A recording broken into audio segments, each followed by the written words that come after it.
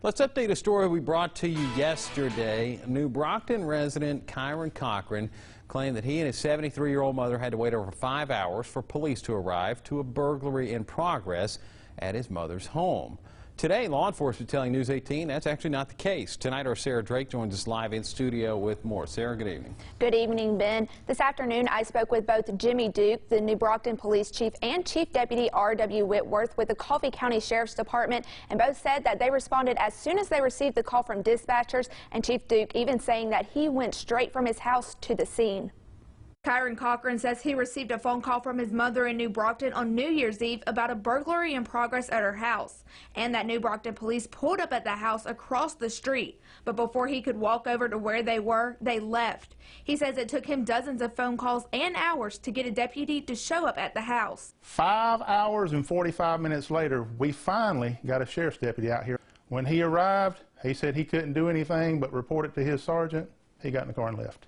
No incident report or anything. This needs to be corrected and not swept under the rug. However, Thursday morning, WDHN reached out to both the New Brockton Police and Coffee County Sheriff's Office to get their side of the story. I went from my house straight there, made contact with some people.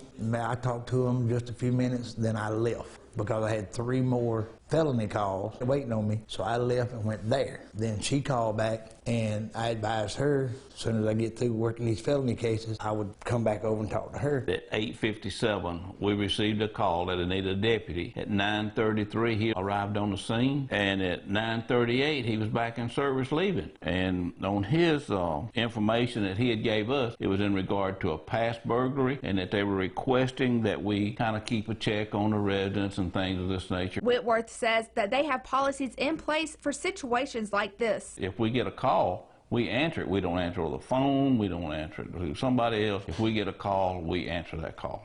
And that's what we've done. In less than 30 minutes, or right at 30 minutes, he was on the scene and back in service. And Ben, I contacted Cochran after I spoke with both departments, and he says this is a flat-out lie. He says he listened to his mother's 911 call where she did request help. He also says that his call to Enterprise 911 was recorded, where he also requested officers, and that he's not been able to get the 911 call to Elba. All right, a story we'll continue to follow here at WDHN News. Sarah, thanks for that report. Let's go to Scott Roberts for